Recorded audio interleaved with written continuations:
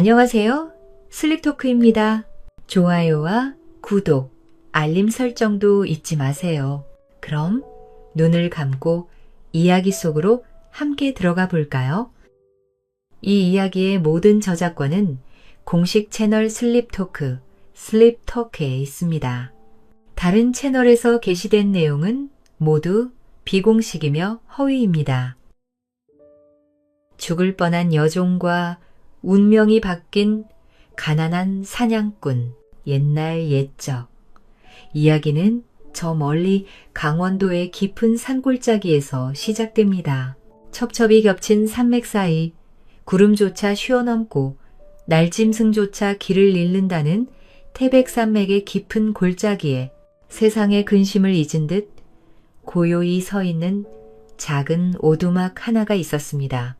흙으로 벽을 바르고 갈대로 엮은 지붕을 얹은 그 집은 보기만 해도 가난의 때가 묻어나는 소박한 집이었지요. 이 집에는 강시성을 가진 젊은 포수 하나가 늙은 어머니와 함께 살고 있었습니다. 사람들은 그를 그냥 강포수라 불렀습니다. 강포수는 나이로는 30을 훌쩍 넘겼지만 그 눈빛만은 100년 묵은 바위처럼 깊고 날카로웠으며 산을 다루는 손놀림은 날다람쥐도 혀를 내두를 정도였습니다. 그의 아버지 또한 이름난 명수였기에 그 피를 어디 숨기겠습니까?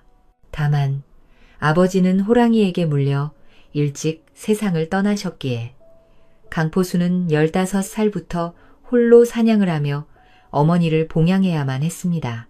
그렇게 강포수와 어머니는 세상과 떨어진 산골에서 바람과 산짐승을 벗삼아 하루하루를 살아갔지요. 그날도 새벽개가 채 가시지 않은 시각, 강포수는 사냥채비를 하고 있었습니다. 해지고 달아서 반들반들 윤이 나는 물풀, 나무 활깃이 다 빠져 몇 개 남지 않은 화살들을 화살통에 꽂았지요.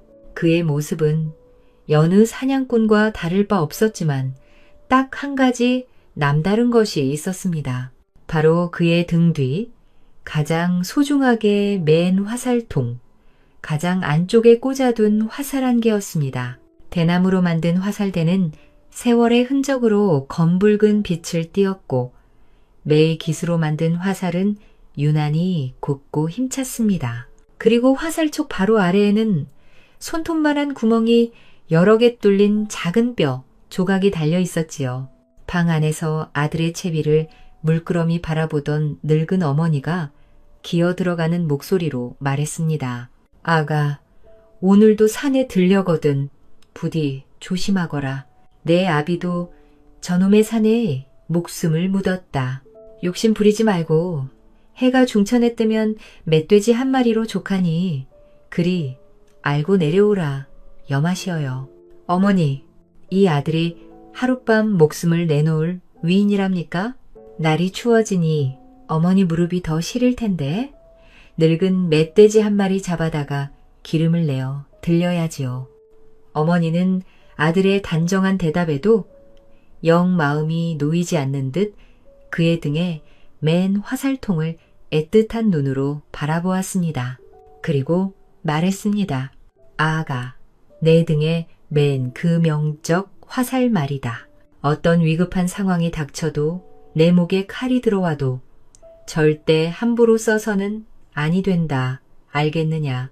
그건 짐승을 잡는 화살이 아니라 사람을 살리는 화살이니라. 내 아비의 유언을 잊지 말거라. 예, 어머니. 귀에 못이 박이도록 들었습니다. 허니, 걱정 마시고 어서 방에 들어가시지요. 찬바람이. 강포수는 그리 대답하고는 획 돌아 집을 나섰습니다. 어머니의 걱정이 쉬워서가 아니라 그 화살에 얽힌 아비의 슬픈 사연을 떠올리기 쉬워서였지요. 그 명적 화살은 강포수의 아버지가 생전에 딱 한 번 쏘는 것을 보았던 화살이었습니다. 화살이 날아갈 때면 그 작은 뼈 조각에 뚫린 구멍으로 바람이 스치며 마치 구슬픈 필이 소리 같은 소리를 낸다 하여 명적 화살이라 불렸지요.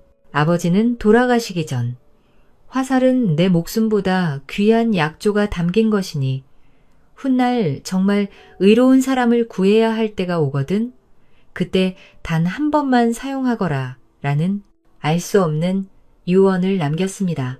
강포수는 그 뜻을 다 헤아리지는 못했지만 아비의 유언을 목숨처럼 지키며 십수년을 살아왔던 것입니다. 자, 강포수가 안개 낀 산을 오르고 있을 그 무렵 저 멀리 번화한 한양의 소문은 어떠했을까요? 그곳에는 온갖 권세를 한 손에 쥐고 나라를 흔드는 좌의정 이판서 대감이 있었습니다. 높은 탐장과 화려한 기와가 그의 위세를 뽐내는 듯했지만 그 집안은 겉보기와 달리 찬바람만 얻지요. 이판서는 겉으로는 인자한 군자인 척, 백성을 위하는 척, 온갖 가면을 쓰고 있었지만 그 속은 썩어 문드러진 구렁이보다 더한 위인이었습니다. 자신의 배를 불리기 위해서라면 영모를 꾀하는 일도 서슴지 않았지요. 그리고 그의 비밀을 하필이면 그의 몸종인 연하가 알아버리고 말았습니다. 연하는 비록 천한 몸종의 신분이었으나 얼굴이 곱고 마음씨가 총명하여 이판서의 딸인 아씨의 시중을 들고 있었습니다. 그날 밤 아씨의 심부름으로 이판서의 서재를 정리하던 연하는 실수로 벼루를 엎지르고 말았습니다. 황급히 벼루를 닦던 그녀의 손에 책상 다리 밑에 숨겨져 있던 작은 비단 주머니 하나가 걸렸습니다. 호기심에 주머니를 열어본 연하의 얼굴은 삽시간에 새하얗게 질려버렸습니다. 그 안에는 이판서가 북방 오랑캐와 내통하며 영모를 꾀하는 내용이 적힌 밀서가 들어있었던 것입니다. 이럴 수가 대감께서 나라를 팔아넘기려 하시다니 손이 벌벌 떨리고 심장이 방망이질을 쳤습니다. 이 사실을 알려야 한다. 어서 관아에 알려 나라를 구해야 한다. 하지만 어찌 해야 할까요? 천한 계집종의 말을 누가 믿어주겠으며 이판서의 권세 앞에서 진실을 밝히기는커녕 목숨을 부지하기도 어려울 터였습니다. 연하는 덜덜 떨리는 손으로 밀서를 다시 품에 숨겼습니다. 어떻게든 이 집을 빠져나가야 해. 하지만 연하의 그런 기색을 여우보다 교활한 이판서가 눈치채지 못할 리 없었습니다. 다음 날 아침 연하의 눈빛이 평소와 다르다는 것을 알아챈 이판서는 곧장 서재를 확인했고 밀서가 들어있던 비단 주머니가 미세하게 옮겨져 있음을 발견했습니다. 이판서는 아무 말도 하지 않았습니다.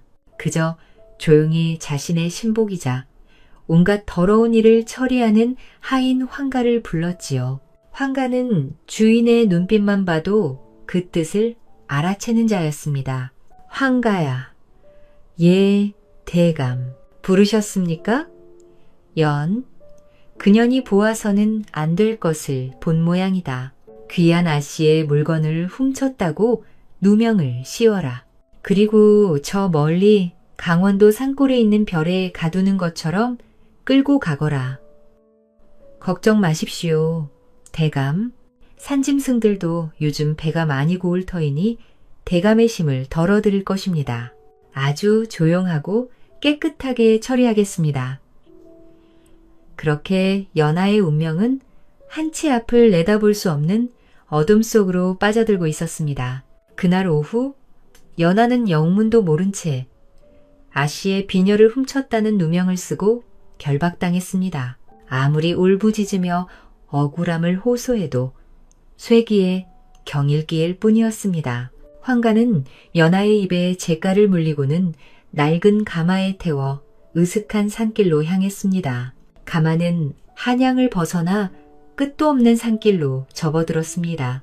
해가 서산으로 느릿느릿 넘어가고 산중에는 스산한 기운이 감돌기 시작했습니다. 나뭇가지 사이로 부는 바람소리는 귀신의 울음소리 같았고 이따금 들려오는 부엉이 소리는 사람의 간담을 서늘하게 만들었지요. 얼마나 갔을까? 황가는 인적이 드문 깊은 산골짜기에서 가마를 멈추게 했습니다. 자, 이제 다 왔다. 여기서부터는 네 발로 걸어가야 할 게다. 황가는 연하를 가마에서 돼지처럼 끌어내렸습니다. 연하는 두려움에 떨며 주변을 둘러보았지만 보이는 것은 끝이 없는 어둠과 짐승의 눈빛처럼 번뜩이는 별빛뿐이었습니다. 시끄럽다. 인연, 네가 감히 대감의 비밀을 엿봐? 쥐새끼처럼 숨어 지냈으면 목숨은 부지했을 것을. 네, 그 잘난 충심이 네 명을 재촉한 게야. 원망하려거든 내 자신의 어리석음을 원망하거라. 황가는 비열한 웃음을 흘리며 연하를 숲속으로 질질 끌고 갔습니다. 그곳은 유난히 짐승의 배설물 냄새가 지독하고 나무에는 발톱 자국이 선명한 누가 봐도 맹수의 영역이었습니다. 이 근방에 굶주린 호랑이가 산다고 하더구나. 운이 좋으면 고통 없이 한 입에 갈 수도 있겠지. 자, 그럼 나는 이만 가보겠다. 부디 좋은 곳으로 가거라. 황가는 그렇게 말하고는 연하를 나무에 묶어두었던 밧줄을 풀어 내팽개치고 뒤도 돌아보지 않고 왔던 길을 되돌아갔습니다. 치읓 같은 어둠 속에 홀로 남겨진 연하. 사방에서 불어오는 찬바람과 정체 모를 소리들에 온몸이 사시나무처럼 떨려왔습니다. 아, 이대로 죽는구나. 억울하다. 이대로 죽어서 저 간악한 역적의 뜻대로 되게 할 수는 없는데. 연하가 절망에 빠져 눈물을 흘리고 있을 때였습니다. 저 멀리 숲속에서 땅이 울리는 듯한 낮은 소리가 들려왔습니다. 크어, 호랑이였습니다. 세상의 모든 소리를 집어삼킬 듯한 포효 소리에 연하는 심장이 멎는 듯 했습니다. 그리고 어둠 속에서 번쩍이는 두 개의 안광이 자신을 향해 다가오고 있었습니다. 달빛을 받아 드러난 거대한 몸체, 검고 노란 줄무늬, 산의 왕이라 불리는 백수의 왕 호랑이였습니다. 깍! 연하는 죽을 힘을 다해 뛰기 시작했습니다. 어디가 길인지도 모른 채 그저 살아야 한다는 일념 하나로 나무뿌리에 걸려 넘어지고 가시에 긁히면서도 미친 듯이 달렸습니다. 등 뒤에서는 성난 호랑이가 무서운 속도로 쫓아왔습니다. 거친 숨소리와 땅을 박차는 발소리가 바로 등 뒤에서 들려오는 듯 했습니다. 이제 끝이다. 연하는 막다른 절벽에 다다라 더 이상 피할 곳이 없다고 생각하며 눈을 질끈 감았습니다. 그 순간 그만 발을 헛디뎌 비탈길 아래로 굴러 떨어지고 말았습니다. 머리를 바위에 부딪혔는지 아득해지는 의식 속에서 연하는 거대한 호랑이의 그림자가 자신을 덮치는 것을 보았습니다. 그런데 바로 그때 어디선가 밤 공기를 가르는 날카로운 소리가 들려왔습니다. 휙 하는 소리와 함께 무언가 호랑이의 급소를 정확히 꿰뚫었습니다. 크악! 호랑이는 처절한 비명을 지르며 나뒹굴었습니다.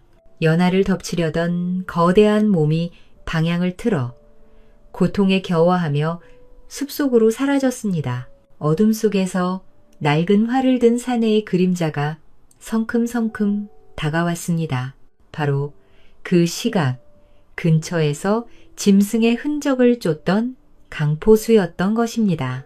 그는 여인의 비명과 호랑이의 울음소리를 듣고 한달음에 달려온 참이었습니다. 괜찮으시오, 낭자? 강포수는 쓰러진 연하의 상태를 살폈습니다. 다행히 숨은 붙어 있었지만 머리에서 흐르는 피와 추위 때문에 정신을 잃은 상태였습니다. 강포수는 잠시 망설이다가 그녀를 자신의 오두막으로 데려가기로 마음먹었습니다. 사람의 목숨이 경각에 달렸는데 어찌 모른 척 할 수 있겠습니까?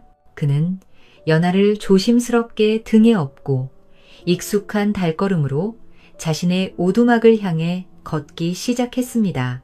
강포수의 오두막, 희미한 등잔불 아래 연하는 조용히 누워 있었습니다. 강포수의 늙은 어머니가 물수건으로 연하의 이마를 정성껏 닦아주고 있었지요.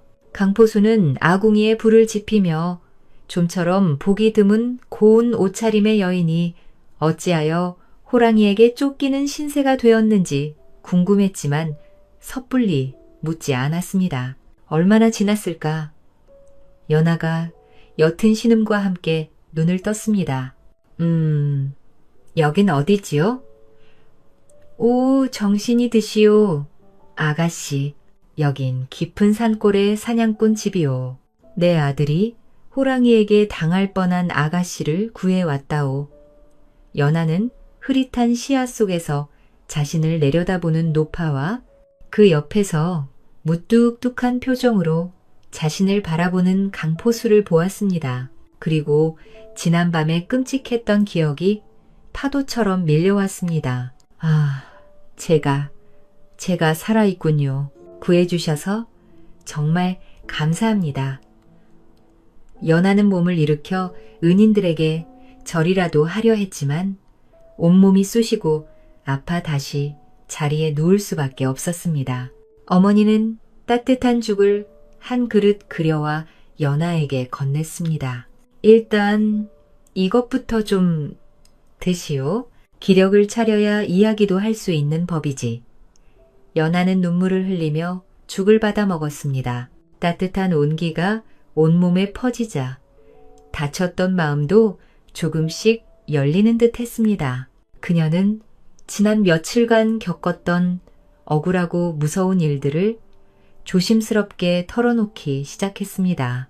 이판서의 영모, 억울한 누명, 그리고 자신을 죽이려 했던 황가의 잔인한 계략까지 이야기를 듣는 강포수의 표정은 점점 굳어갔습니다. 그의 우직한 눈빛 속에서 이글거리는 분노가 타올랐습니다. 그런 흉악한 일이 조정의 대신이라는 자가 나라를 팔아먹으려 한단 말이요?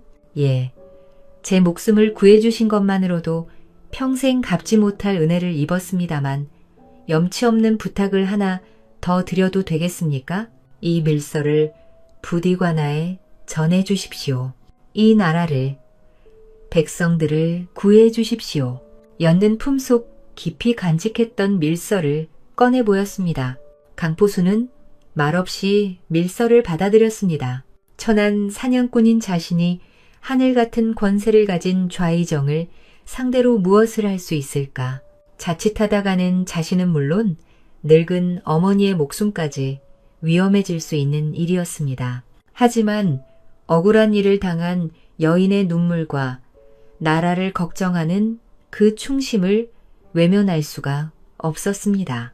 알겠습니다. 낭자의 그 의로운 마음, 강포수가 돕겠습니다. 일단 여기서 몸을 추스르십시오. 제가 방도를 찾아보겠습니다. 우직한 사냥꾼의 마음속에 걷잡을 수 없는 불길이 타오르기 시작한 것입니다. 한편 한양으로 돌아간 황가는 이판서에게 연하를 처리했다고 보고했습니다. 하지만 어쩐지 마음 한구석이 찜찜했습니다. 혹시라도 살아남아 관아의 고변이라도 한다면 큰일이었지요. 결국 황가는 며칠 뒤 부하 며칠 이끌고 다시 그 산을 찾았습니다. 연하의 시체라도 확인해야 마음이 놓일 것 같았기 때문입니다. 산속을 샅샅이 뒤지던 황가와 부하들은 시체는커녕 피자국조차 찾을 수 없었습니다. 대신 거대한 호랑이가 화살에 맞아 죽어있는 것을 발견했습니다. 형님, 이것 좀 보십시오. 호랑이가 죽어 있습니다. 그런데 화살이 호랑이의 눈에는 화살 한 대가 깊숙이 박혀 있었습니다. 평범한 화살이었습니다. 그런데 그 주변에서 황가는 무언가 이상한 것을 발견했습니다. 웬 놈이 호랑이를 잡았단 말인가? 그 계집이 설마... 황가는 주변을 샅샅이 뒤지다 우연히 바위 틈에 박혀있는 또 다른 화살 하나를 발견했습니다. 그것은 호랑이를 쏜 화살과는 모양이 달랐습니다. 화살촉 아래에 작은 뼈 조각이 달려있는 기묘한 모양의 화살이었지요. 아마도 강포수가 호랑이를 쫓아내기 위해 쏘았던 화살 중 하나가 빗나가 밝힌 것이리라. 황가는 고개를 겨우 끄덕이며 그 화살을 뽑아 들었습니다. 황가는 곧장 산 아래 마을 주막으로 향했습니다. 주모에게 돈 몇 푼을 찔러주며 그 화살을 보여주었지요. 주모, 이 근방에 이런 희한한 화살을 쓰는 포수가 있어. 주모는 화살을 보더니 금세 알겠다는 듯 고개를 끄덕였습니다. 아이고, 이걸 모르다니요. 이건 피리 화살 아닙니까? 쏠 때마다 구슬픈 피리 소리가 난다 해서 그리 부르지요. 이 산골짜기에서 그런 화살을 쓰는 사람은 딱 한 사람뿐입니다. 아비의 대를 이은 강포수라고 저 윗산 오두막에 호르머니를 모시고 사는 아주 용한 포수지요. 강포수, 황가의 눈이 번뜩였습니다. 그는 즉시 한양으로 다녀가 이 사실을 이판서에게 고했습니다. 이판서는 강포수라는 이름을 듣자마자 얼굴이 햇빛으로 변했습니다. 강포수, 설마 집수년 전 내가 영모 누명을 씌워죽게 만든 그 강서방의 아들이란 말인가? 그랬습니다. 과거 이판서는 자신의 비리를 목격한 강포수의 아버지를 역으로 몰아 억울한 죽음으로 내몰았던 것입니다. 그 아들이 살아남아 하필이면 자신의 비밀을 아는 연하와 얽히게 된 것입니다. 참으로 비고하고도 지독한 악연이었지요. 방가야, 당장 놈들을 이끌고 그 산으로 가라. 그녀와 포수놈, 그리고 늙은 어미까지 씨를 말려버려라. 단 한 놈도 살려서는 아니 된다.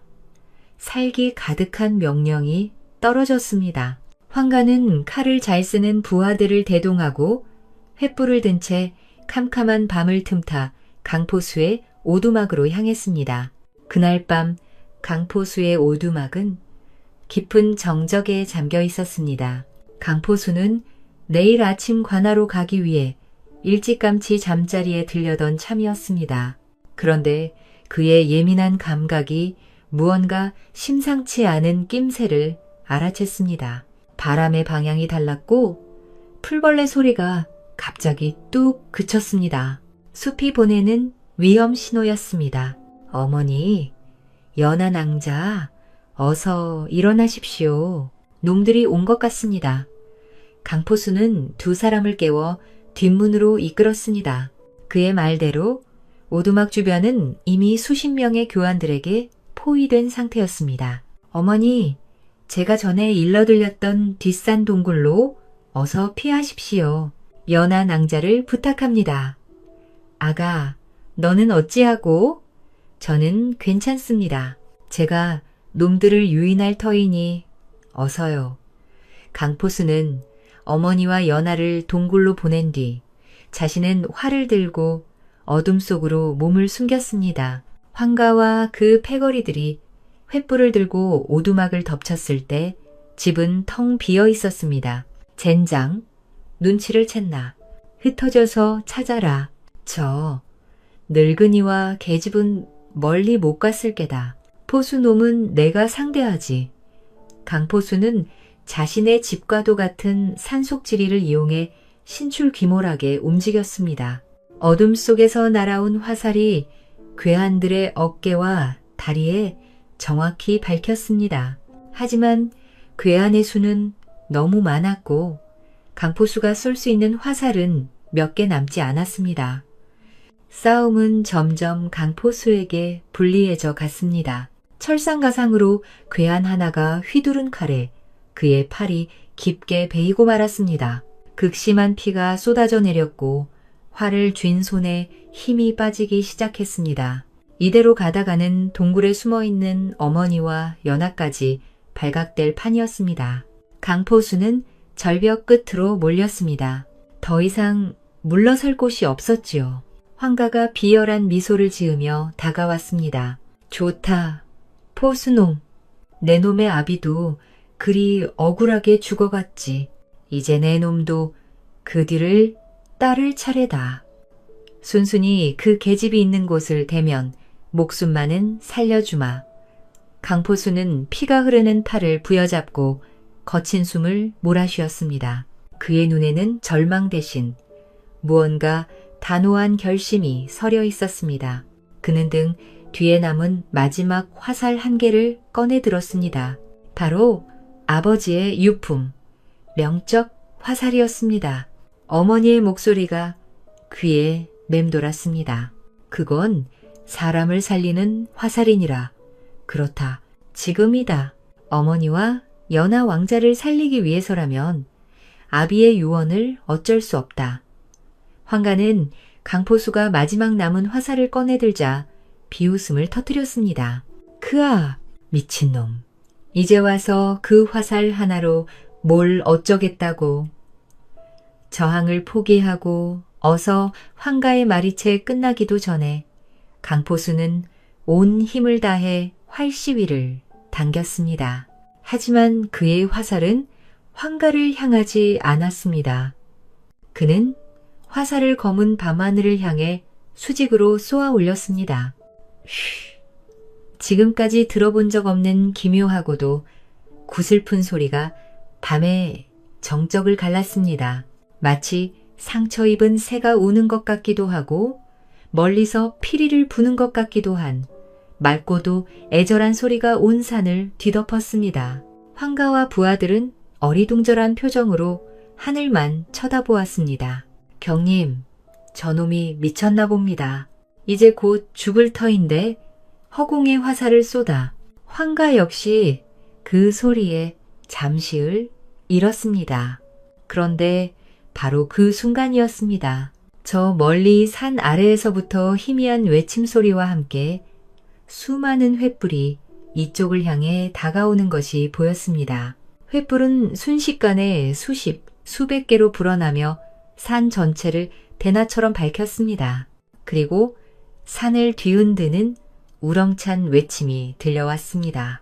역적의 무리들을 모두 포위했다.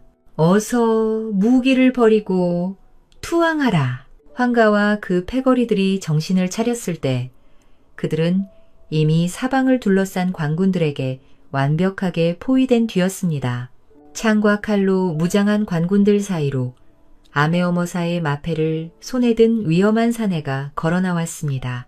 좌이정, 이판서의 수족이 되어 나라를 좀먹던 역적 황가와 그 무리들을 모조리 잡아들여라!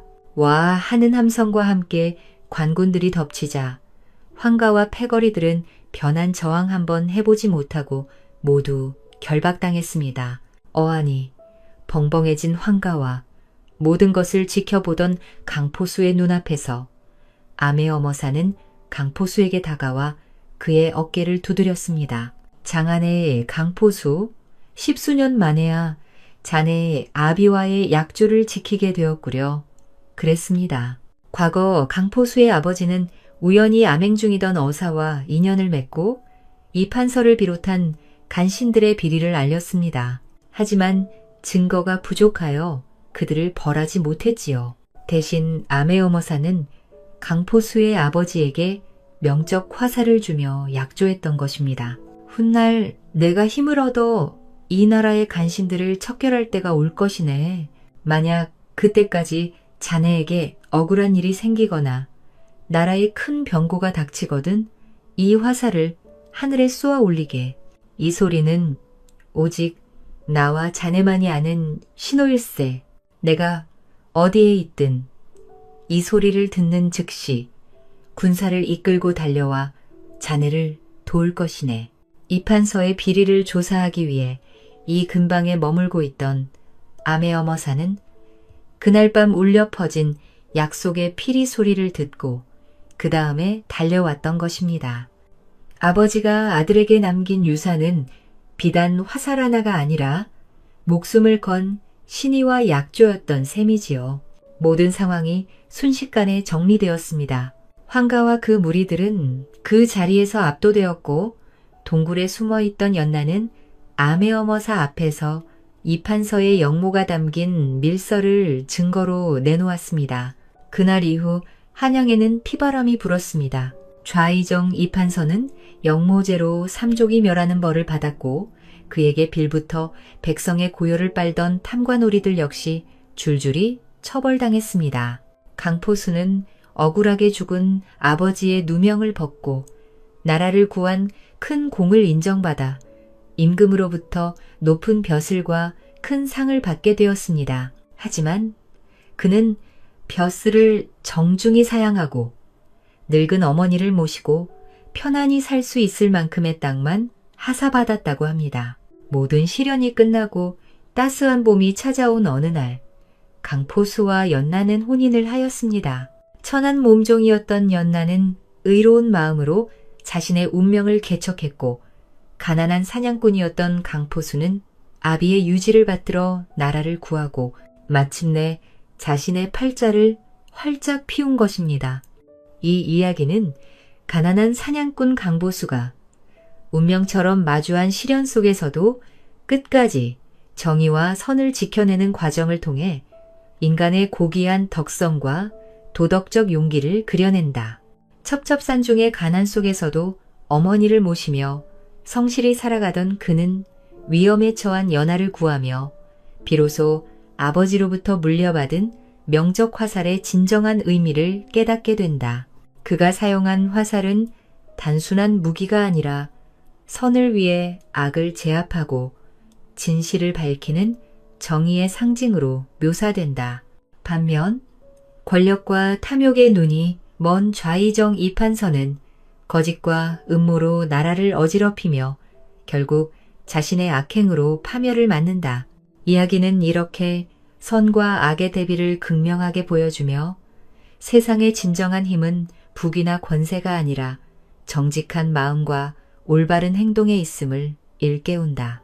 강보수의 용기와 연하의 순수한 마음, 그리고 아버지의 유언을 지키는 효심은 모두 인간이 본받아야 할 미덕으로 그려진다. 결국 이 이야기는 선한 마음을 잃지 않고 올곧게 살아가려는 사람들에게 깊은 울림을 주며 세상은 결국 선을 향해 나아간다는 따뜻한 믿음을 전한다. 매 맞은 마님을 구한 못난 머슴. 옛날 옛적 조선시대 중엽 어느 봄날이었어요. 아지랑이가 아른아른 피어오르는 마을, 어기는 그 어느 때보다 분주했답니다. 바로 그날 선왕의 왕릉으로 행차하시는 임금님이 이 마을을 지나가고 있었기 때문이지요. 시장에서 장사를 준비하던 상인들도, 냇가에서 물장구 치며 놀던 아이들도 모두 호기심에 들떠 마을 안으로 모여들기 시작했어요. 사람들은 서로 밀치며 임금님이 오신대 하며 두 눈을 반짝였지요. 그렇게 온 마을 사람들의 시선이 임금님의 행차에 쏠려 있는 동안 허름한 옷차림의 머슴 하나가 느릿느릿 그 뒤를 따라 걸어가고 있었어요. 그의 이름은 만복이었답니다. 다들 임금님 구경하느라 정신이 없었지만 만복이는 하품을 하며 태연히 걸어가고 있었어요. 마치 세상사에 아무런 흥미도 없는 사람처럼 말이지요. 만복이는 어려서 부모님을 여의고 허대감네 집에 머슴으로 들어가 허드레시를 하며 살아가고 있었습니다. 허대감은 그런 만복이의 사정을 딱하게 여겨 살 곳이 마땅치 않은 그를 위해 작은 별채 하나를 내어 주었지요. 하지만 임금님의 행차에 관심이 없던 만복이처럼 고을 사람들도 만복이에 대해서는 별로 관심을 두지 않았어요. 아니, 오히려 수군거리며 외면하기도 했지요. 왜냐하면 이 고을에서 가장 못생긴 남자를 꼽으라면 누구나 주저없이 그건 만복이지 하고 말할 정도였거든요. 만복이는 어릴 때부터 못생겼다는 이유로 또래 아이들과도 어울리지 못했지요. 요란한 임금님 행차를 뒤로 하고 걸어가던 만복이는 걸음을 멈췄습니다. 임금님의 행차가 갑자기 궁금한 것이 아니었습니다. 웬 여인의 비명 소리가 들린 것이었습니다. 에고, 맙소사. 이게 무슨 소리야?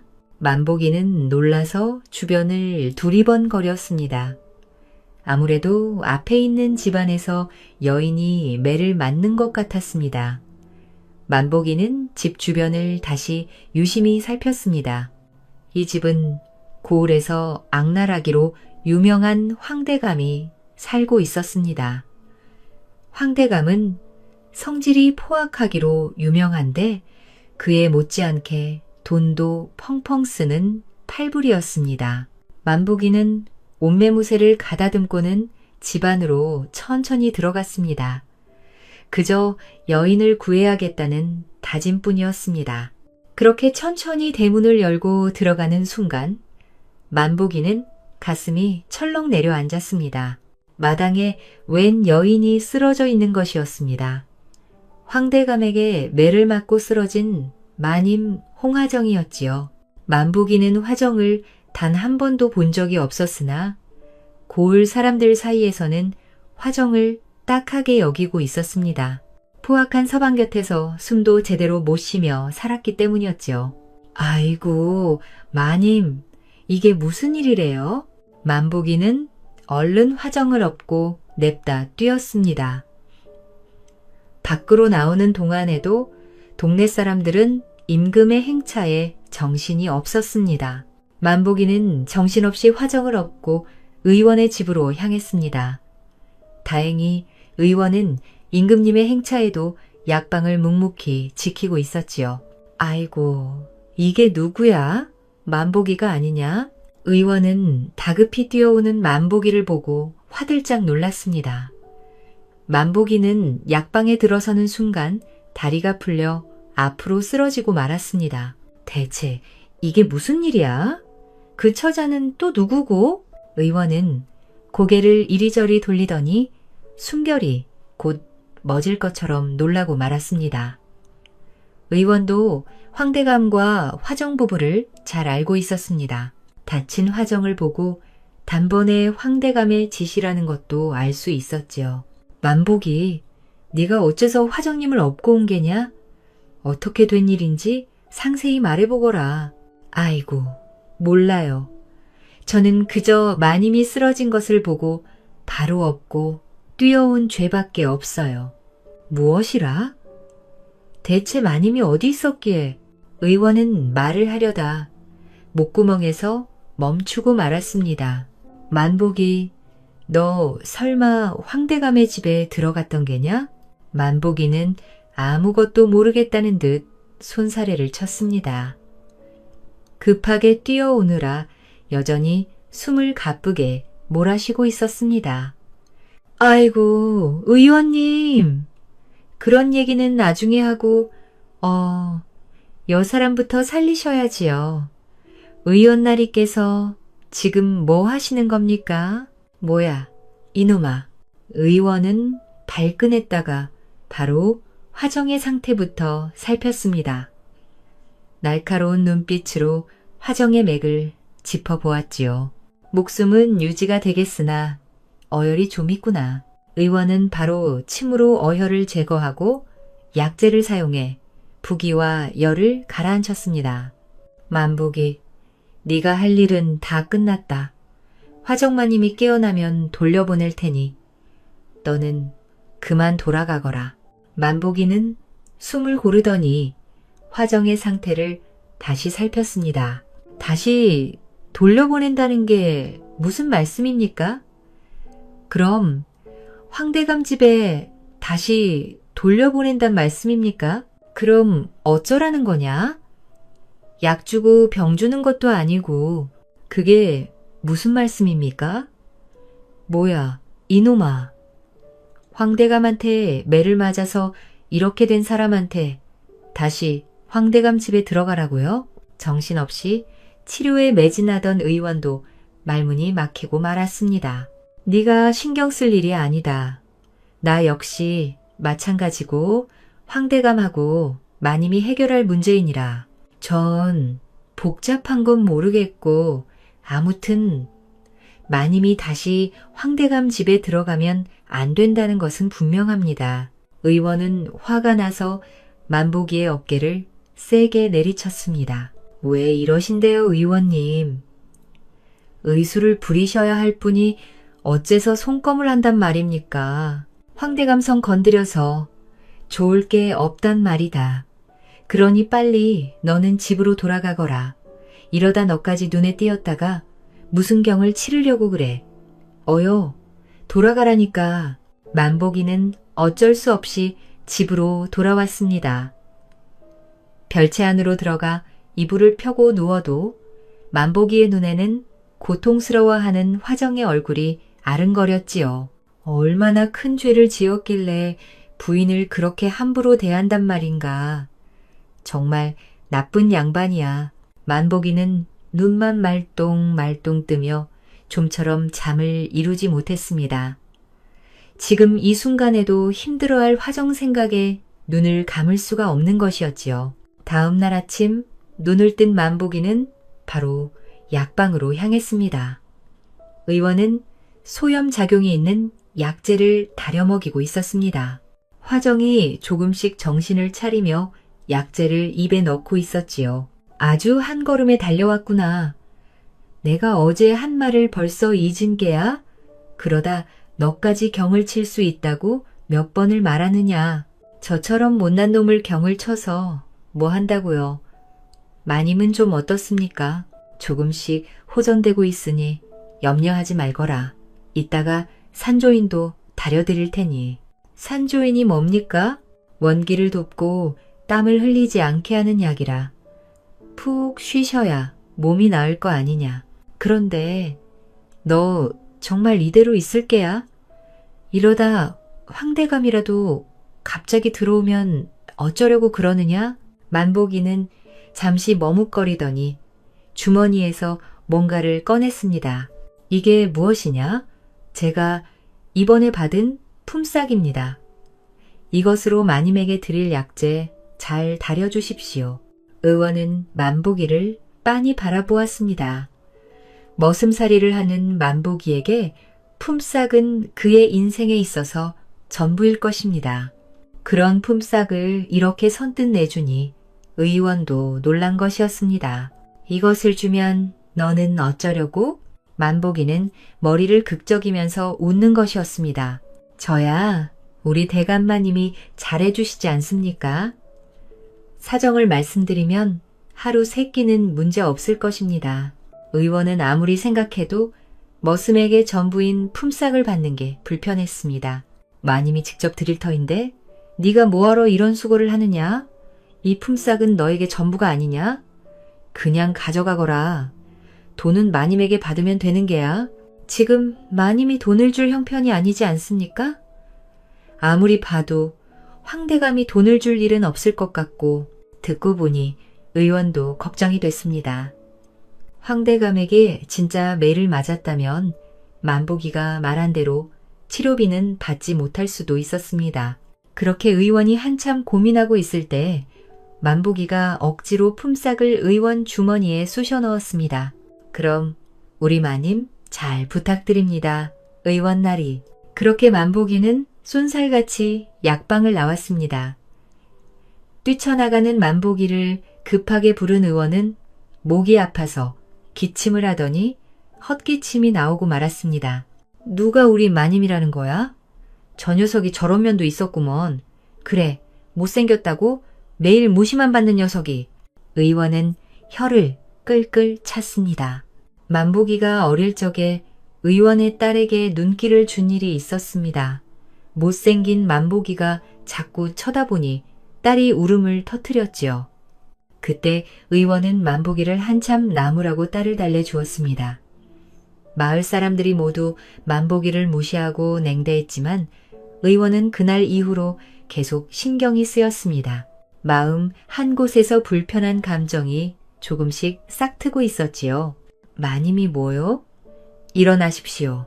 그래야 저 못난 녀석 품삯을 갚을 수 있지 않겠습니까? 그렇게 이틀이 지나고 해가 뜨자 화정이 조금씩 기운을 차렸습니다. 만복이는 그 전날에 백숙을 가져왔습니다. 마님이 뭐요? 백숙 드시고 기운 차리십시오. 만복이가 불편했던 의원은 조금씩 입가에 미소가 번졌습니다. 만복이의 정성에 잡고 허수음이 나오는 것이었지요. 화정은 황대감에게 매를 맞은 곳도 점차 나아지더니 서서히 눈을 뜨기 시작했습니다. 정말 감사합니다, 의원님. 날이 아니었으면 전 이미 죽은 목숨이었을 겁니다.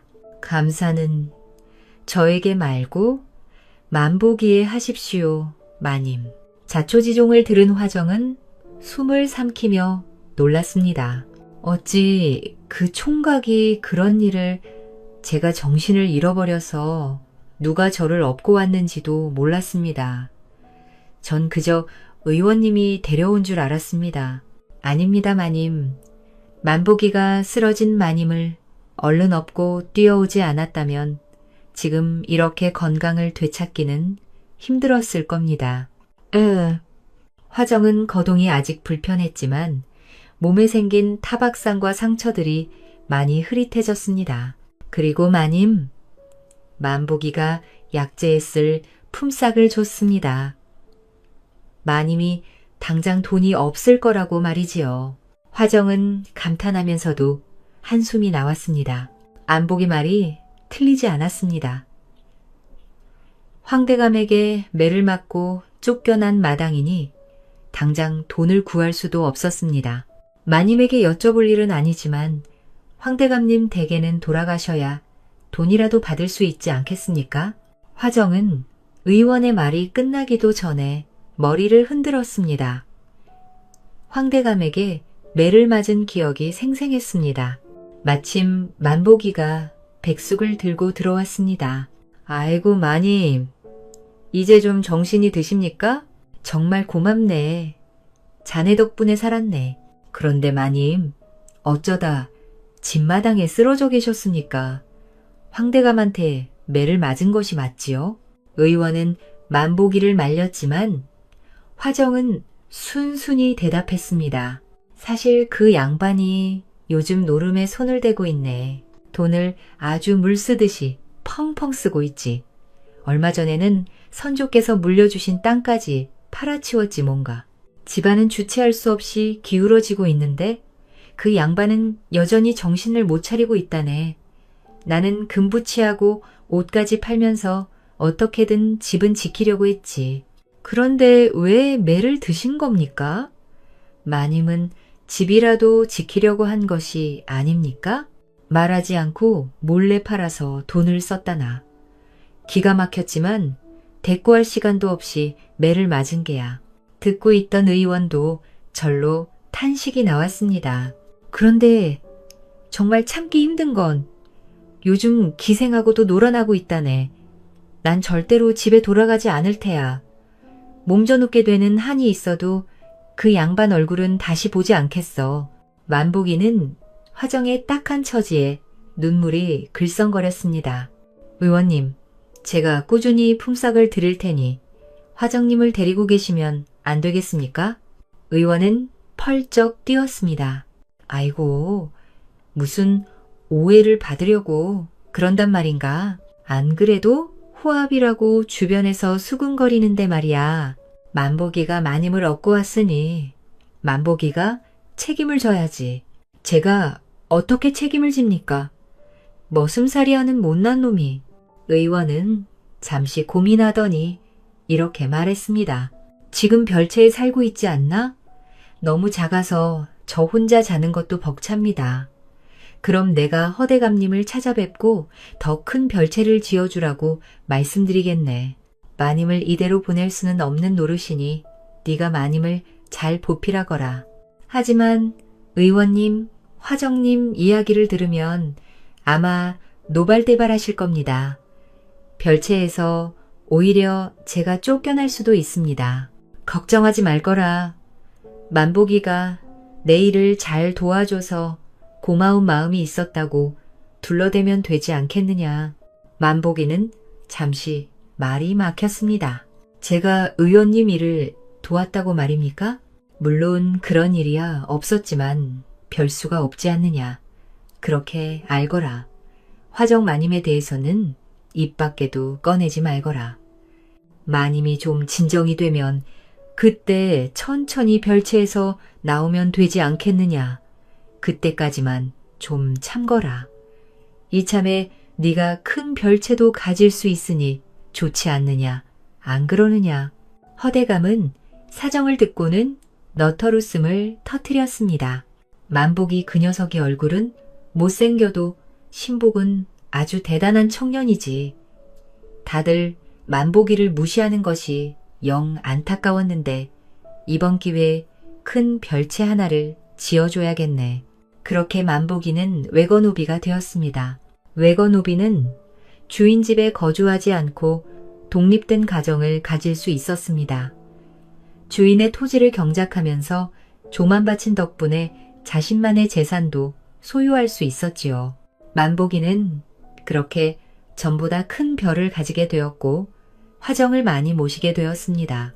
하지만 화정은 시간이 지날수록 못생긴 머슴을 식솔로 둔다는 것이 영 꺼림칙했습니다.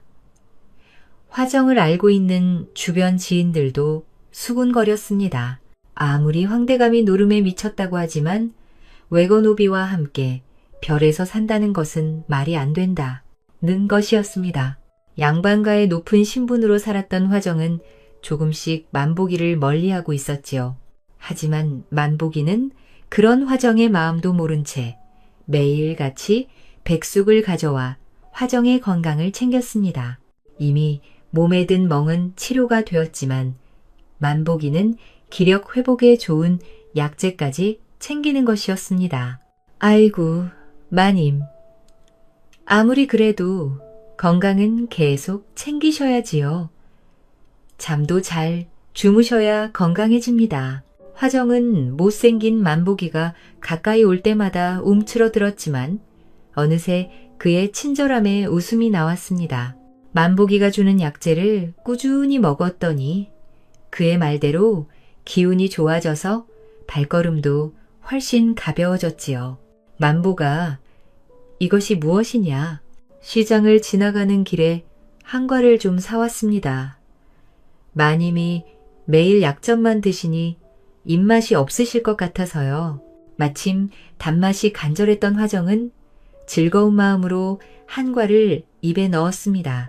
씹으면서 퍼지는 한과의 단맛이 화정의 울적했던 마음을 봄햇살처럼 녹여주었습니다. 만복이, 너도 이리 와서 같이 먹거라. 그때 화정은 처음으로 만복이와 단둘이 나란히 앉아서 한과를 먹었습니다. 그렇게 못생겨 보이던 만복이도 사내처럼 듬직해 보였습니다. 화정도 모르는 사이에 언제부턴가 만복이가 돌아오는 시간에 맞춰 거울을 보기 시작했지요. 많이 수척했던 화정은 건강을 되찾으면서 어여뻤던 젊은 시절이 갑자기 그리워졌습니다. 마님, 건강해지시니 미모도 좋아지셨습니다. 만복이가 넉살 좋게 말한 기억이 자꾸 떠올랐습니다. 화정에게도 예쁜 시절이 있었지요.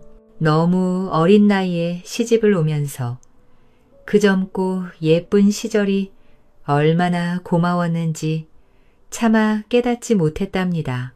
만복이가 그런 그리웠던 마음을 깨우쳐준 것이었습니다. 마님, 이렇게 예뻐지시니 몸둘 바를 모르겠습니다. 예쁘다는 말을 들었던 기억이 대체 언제쯤일까? 화정은 만복이가 얼마나 가슴 따뜻한 남자인지 뒤늦게 깨달았습니다. 그러니 더는 가만히 앉아있을 수는 없었습니다. 만복이가 오는 시간에 맞춰주기라도 끓여주고 싶었지요. 아이고 마님, 마님이 어찌 죽을 끓인단 말입니까? 필요하시다면 제가 끓여다 드릴 텐데요. 만복이가 그동안 해준 것에 비하면 이건 아무것도 아니지. 그러니 부담 갖지 말고 어서 먹어.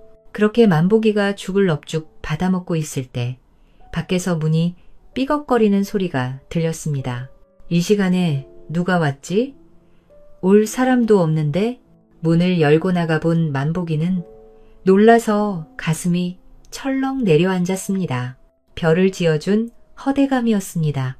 아이고, 대감마님, 이렇게 누추한 곳에 어인일로 오셨습니까? 허대감은 늘 그런 것처럼 온화한 미소를 지으며 들어왔습니다. 만복이가 잘 지내고 있는지 갑자기 궁금해서 왔지. 식사라도 하고 있었던 게 아닌가?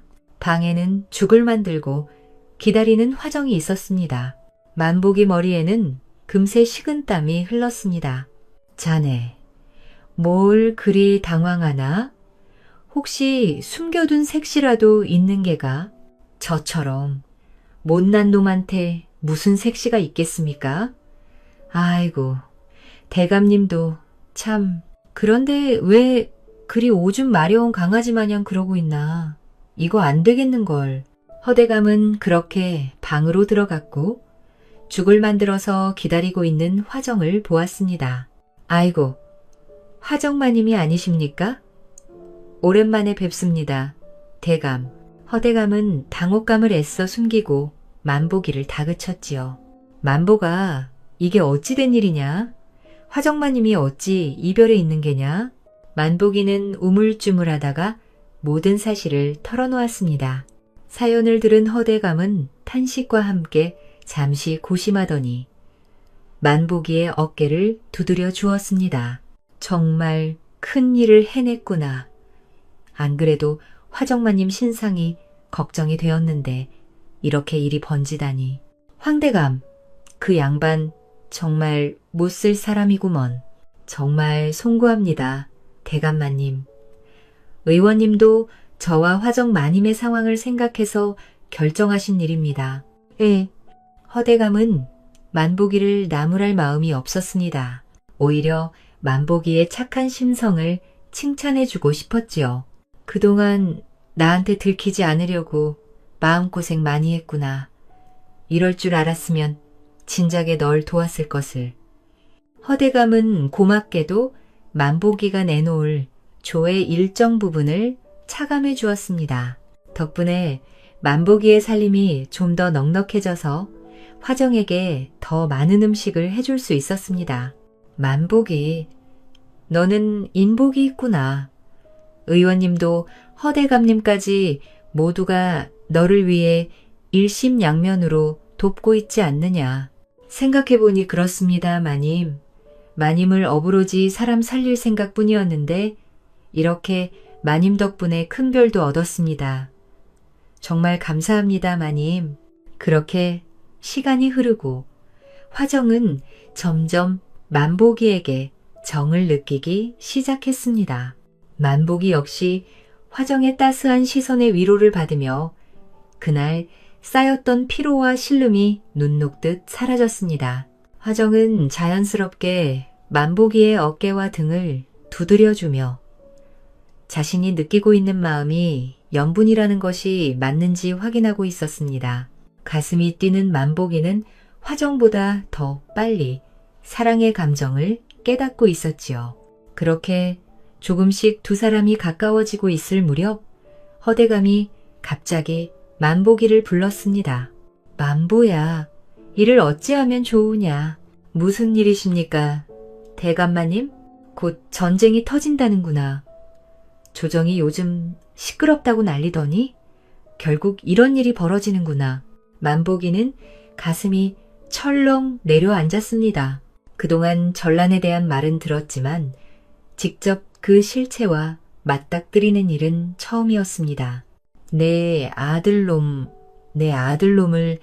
제발 살려다오. 만보가, 그것이 무슨 말씀이십니까, 대감마님? 도련님에게 무슨 문제라도 있습니까? 만복이, 너도 알다시피 내 아들놈은 글도 제대로 못 읽는 팔불출이 아니더냐. 그런 놈이 전쟁터로 나가면 죽으러 가는 것이나 마찬가지다. 그러니 제발 도와주려무나. 만복이는 그때까지도 허대감이 무슨 말을 하려는 건지 이해하지 못했습니다. 조선시대에서 전쟁이 터지면 노비는 신분상 군역 의무에서 제외됐습니다. 하지만 양인이 돈을 내고 대신 전쟁터에 나갈 사람을 세우는 경우가 있었습니다. 바로 대립군이었습니다. 만보가 네가 내 아들놈 대신 전쟁터에 나가만 준다면 그 별채와 소장농을 맡긴 땅까지 모두 너에게 주마. 그럼 너뿐만 아니라 너의 자손까지 대대로 돈 걱정 없이 살 수 있을 게야. 만보기는 혼란스러웠습니다. 전쟁터에 나가는 건 죽은 목숨이나 마찬가지니까요. 만보기는 난처했지만 바로 떠오르는 사람이 있었습니다. 자신이 이대로 돈과 땅을 받기만 한다면 화정은 아무 문제 없이 살 수 있겠지요. 돈이 없어서 어렵게 죽을 챙겨주는 화정의 얼굴이 아름거렸습니다. 화정을 행복하게 해주는 일은 역시 돈밖에 없었습니다. 대감마님의 은혜를 갚을 날이 언제 오는가 했더니 이제야 저에게 그 기회가 온 것 같습니다. 도련님 대신에 제가 나가도록 하겠습니다. 대신에 부탁이 있습니다. 대감마님, 말만 하오. 고개를 들지 못했던 허대감은 만보기의 충성심에 새삼 놀라 눈물이 글썽거렸습니다. 마님에게는 절대 말씀하지 마십시오. 제가 전쟁터에 나가는 그 즉시 마님은 저를 잊으셔야 합니다. 저처럼 못난 놈, 빨리 잊으시고 새로운 마음을 찾으셔야 합니다. 허대감은 만보기의 손을 잡아주었습니다. 너는 절대로 못난 놈이 아니다. 마님과의 비밀은 내가 꼭 약속하마. 만보기가 그렇게 전쟁터에 나간 날, 화정은 예전처럼 죽을 만들고 기다리고 있었습니다. 문 열리는 소리에 반갑게 나온 화정은 굳은 표정의 허대감을 보고는 어리둥절한 눈치였습니다. 만보기가 전쟁터에 나갔다는 말씀입니까? 그렇게 채통을 중요시 여기던 허대감은 고개를 숙이고 말았습니다. 아들놈 하나 건사하지 못한 제가 죄인입니다. 만보기는 전쟁터에 나가면서도 마님에게는 꼭 비밀을 지켜달라고 했습니다. 마님에게 돈과 땅을 넘겨주라고 저와 약속하였습니다. 화정은 울음을 터뜨렸습니다. 못난 놈이라면서 한없이 수구렸던 만보기였습니다. 그런 만보기를 더는 못 본다고 생각하니 가슴이 미어졌습니다. 절대로 만보기를 죽게 놔둘 수 없습니다. 지금이라도 데려와야겠습니다. 물읍니다, 마님. 전쟁터에 나가게 되면 그 누구도 만날 수도 데려올 수도 없습니다. 화정은 그렇게 주저앉아 울음을 터뜨렸습니다. 못생겼다고 구박받고 무시당한 만보기가 화정의 목숨을 구하고 재산까지 남겨준 것이었습니다. 전쟁터에 나간 만보기는 화정을 생각할 겨를도 없었습니다. 비처럼 쏟아지는 화살 속에서 살아나기 바빴지요. 그때 만보기를 유심히 관찰하는 남자가 있었습니다. 전쟁을 책임지고 있는 박장군이었습니다. 전에는 어디서 왔는가? 만보기는 놀라서 똑바로 대답하지 못했습니다. 이렇게 정신이 없는 전쟁터에서 누군가의 신상을 궁금해할 사람은 없었지요. 저는 만보기라고 합니다. 허대감님 밑에서 식솔로 있던 만보기는 실수를 눈치채고 입을 다물었습니다. 하지만 전쟁터에서 터주대감으로 불리는 박장군을 속일 수는 없었습니다. 대립군이군. 자네 병서 한 줄이라도 읽은 적이 있는가? 만보기는 고개를 숙일 수밖에 없었습니다. 박장군은 한숨을 푹 쉬었습니다. 전에는 앞으로 전쟁터에 나오지 말게 군량을 운반하고 보금 노동에만 신경 쓰란 말일세. 만보기는 어리둥절했습니다.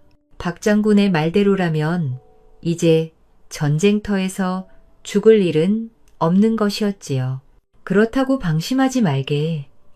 자네 그 노동이 우리 병사 한 사람의 목숨을 살릴 수도 있단 말일세. 자네가 느긋하게 움직이면 그만큼 우리 병사들이 목숨을 잃는단 말일세. 내 말 명심하게. 박 장군은 그렇게 짧게 말하고 사라졌습니다. 뜻밖의 만난 생명의 은인이 그렇게 감사의 인사도 받지 않고 가버린 것이었습니다. 만복이는 눈물이 흘렀습니다.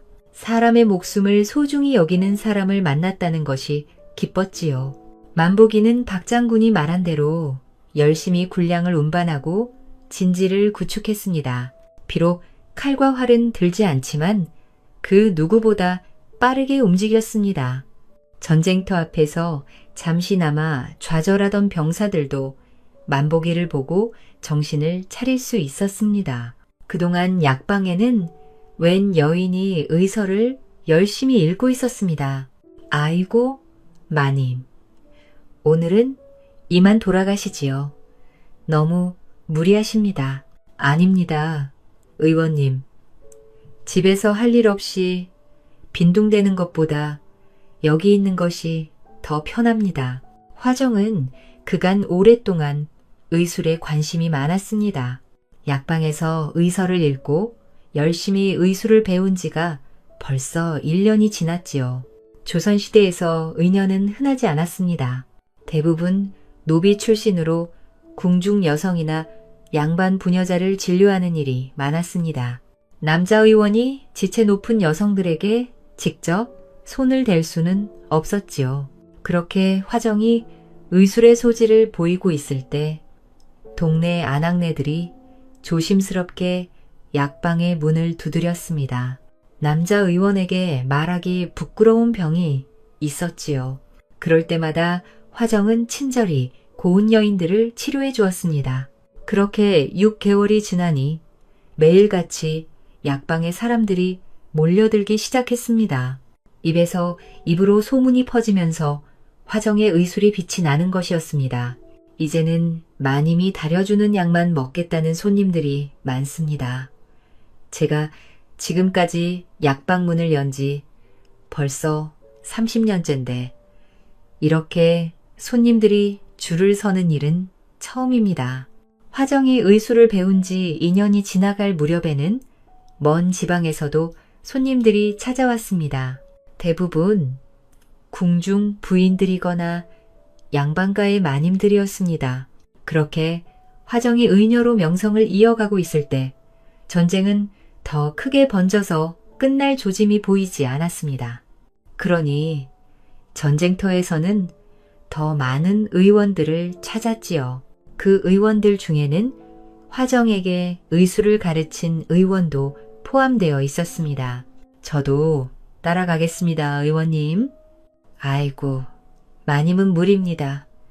전쟁터는 너무 위험합니다. 설마 만복이 때문에 전쟁터에 가겠다는 걸까? 의원은 내심 화정의 진심을 이해하면서도 외면하고 싶었습니다. 지금의 화정은 누가 봐도 행복한 여인이었지요. 매를 맞고 쫓겨난 마님이 쉽게 인정받지 못하는 의술로 여기까지 왔습니다. 만복이 때문에 그 인생을 포기할 수는 없었지요. 하지만 화정의 생각은 달랐습니다. 의원님, 제가 만복의 은혜를 지금이 아니면 어찌 갚을 수가 있겠습니까? 그동안 만복이 생각에 잠을 이룰 수 없었습니다. 의서를 읽으면서도 만복이가 어떤 고통을 겪고 있을지 상상만 해도 눈물이 앞을 가립니다. 만복이가 어떻게 지내는지 그것만이라도 알고 싶습니다. 그러니 저를 데려가 주셔요. 의원은 화정의 진심에 흐르는 눈물을 겨우 참았습니다. 화정은 단호했습니다. 의원은 화정이 지금처럼 살기를 바랐지만 화정은 만복이 때문에 진심으로 행복할 수가 없었지요. 만복이는 박 장군의 처소 안에서 허겁지겁 주먹밥을 먹고 있었습니다. 박 장군도 만복이와 함께 주먹밥을 입안으로 빠르게 넣고 있었습니다. 자네가 빠르게 움직여준 덕분에 우리 병사들이 잘 싸우고 있네. 고맙다는 말을 너무 늦게 했네. 천부당만 부당한 말씀입니다. 저야말로 장군님 덕분에 이렇게 목숨 부지하고 살아가고 있습니다. 전에 고향이 어디라고 하였는가? 저는 고향 같은 거 없습니다. 부모님이 일찍 돌아가시면서 허대감님 밑에서 머슴살이를 하고 있었습니다. 그래도 태어난 곳이 있을 거 아닌가? 저는 모릅니다. 부모님이 말씀도 하시기 전에 세상을 떠났습니다. 박 장군은 갑자기 사색에 잠겼습니다. 나 역시 고향을 모른다네. 혼인할 때부터 남의 집 식구처럼 대우를 받았지. 어째서 그렇습니까? 부인과 나는 제가 하였네. 수저를 강요받은 불쌍한 여인이었지. 내가 막아서 지켜주었다네. 그때도 그렇고 지금도 나는 부인을 사랑하지. 자네에게도 부인이 있는가? 만복이는 화정을 얘기하려다 목구멍에서 막히고 말았습니다. 저처럼 못난 놈에게 어찌 부인이 있겠습니까? 자네에 대해서 아는 것이 없다만 그건 자네의 심성을 보았을 때 전혀 못난 사람이 아닐세. 자신을 그렇게 박대하지 말게나. 만복이는 큰 절을 올리고 잠시 밖을 나왔습니다. 그 사이에 박 장군은 피로가 쌓여서 잠이 들었지요. 그런데 밖에 웬 여인이 서 있었습니다. 이런 험한 전쟁터의 여인이라니. 만복이는 눈을 비비고 다시 눈을 크게 떴습니다. 놀랍게도 화정이 서 있었습니다. 만보야, 만복이가 정말 맞니? 만복이는 놀라서 입을 다물지 못했습니다. 박 장군과 함께 잠이 들면서 혹시 꿈이라도 꾸는 것일까? 만복이가 그렇게 어쩔 줄 몰라 하고 있을 때 화정이 뛰어와 만복이를 끌어안았습니다. 2년 만에 느끼는 따스한 온기였습니다. 절로 가슴이 복받쳐 눈물이 흐르고 있다니 만복이는 믿을 수가 없었지요. 마님이 어떻게 여기까지 오셨습니까? 그렇게 말도 없이 떠나면 내가 못 찾을 줄 알았니? 참 많이도 걸렸구나. 널 만나려고. 그동안 열심히 의서를 읽고 의녀가 됐단다. 고생 많았지. 화정의 얼굴에는 온화한 분위기가 서려 있었고 두려움도 원망도 없는 평안만이 주변을 감싸고 있었습니다. 하지만 만복이가 화정을 오래 만날 시간이 없었습니다. 곧 전투 준비에 들어가야 했고 이제 그 누구보다 만복이가 필요한 전쟁터였습니다. 나는 걱정하지 말고 서가봐. 나는 여기 계속 있을 테니까. 만복이가 그렇게 훌쩍거리며 연병장으로 걸어가고 있는데 뒤에서는 박 장군이 걸어오고 있었습니다. 선애가 왜 그리 질자는가? 아닙니다, 장군님. 눈에 뭐가 들어가서 그렇습니다. 박 장군은 한숨을 푹 쉬더니 만복이의 어깨를 두드려 주었습니다. 전에는 이만 돌아가게. 이만하면 자네는 할 만큼 했어. 그게 무슨 말씀입니까? 장군님. 잠이 들었던 박 장군은 화정과 만복이의 대화를 우연히 엿들었습니다. 잠이 들었지만 화정이 만복이를 세게 끌어안았을 때 인기척을 느낀 것이었습니다. 전쟁터의 터주대 감답게 한시도 긴장을 놓치지 않은 것이었지요. 어차피 자네는 병사도 아니지 않은가. 대립군이 여기서 희생당했다고 하면 뒷말이 무성할 게야. 그러니 자네는 어서 마님과 함께 떠나게. 하지만 어찌 그럴 수 있습니까? 병사들만 남기고 떠날 수는 없습니다. 전쟁도 이제 막바지야. 그동안 자네의 힘이 컸네. 이건 나의 명이니 어서 따르게. 마음 바뀌기 전에 어서 떠나게. 만복이는 그렇게 전쟁터를 떠날 수 있었습니다. 박 장군은 시신 한 구를 만복이로 속여 병사들을 위로했습니다. 병사들의 사기는 더 높아졌습니다. 그렇게 열심히 하던 만복이가 떠났다고 하니 투지가 더 불타오른 것이었지요. 박 장군을 보조하는 병사들은 이미 그의 의중을 눈치채고 있었습니다.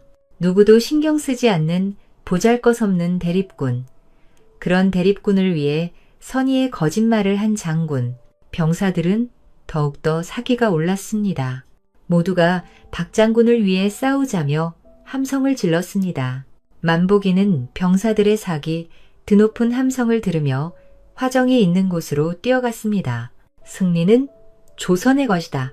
만보기는 그렇게 확신하고 화정이 있는 곳으로 들어갔습니다. 그렇게 화정과 눈물에 포옹을 하고 뜨거운 키스를 나누었습니다. 그렇게 만보기는 화정과 고향으로 돌아왔습니다.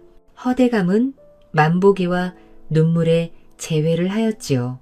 그리고 약속보다 더 큰 땅과 집을 주었습니다. 만보기와 화정은 그렇게 혼인하였고 눈에 넣어도 아프지 않은 두 아들과 딸을 낳아 행복하게 살았습니다. 노자는 천하의 부드러운 것이 천하의 굳센 것을 이긴다고 하였습니다. 부드러움과 약함이 오히려 굳센 강함을 이길 수 있다는 뜻입니다. 부드러운 것이 마냥 약한 것일까요? 이 이야기는 외모나 신분으로 사람을 평가하던 조선시대 사회 속에서도 진정한 선함과 용기가 가진 힘을 보여준다. 못생기고 낮은 신분의 하인 만복은 겉모습이나 계급과 상관없이 마음속 깊은 친절과 용기를 발휘하여 잔혹하게 구박받던 화정을 구하고 돌본다. 반면 탐욕과 폭력을 일삼는 관세자들은 결국 비난받고 실패하지만 만복의 선함과 헌신은 화정의 마음을 움직이고 두 사람에게 행복한 삶을 가져다 준다. 이 이야기는 우리에게 악행과 폭력은 결국 패배하고 선한 마음과 배려, 희생은 세상을 밝히는 힘이 된다는 교훈을 전한다. 인간은 외형이나 지위가 아니라 선함과 용기, 진심으로 타인을 돕는 마음으로 평가받아야 함을 일깨워 준다.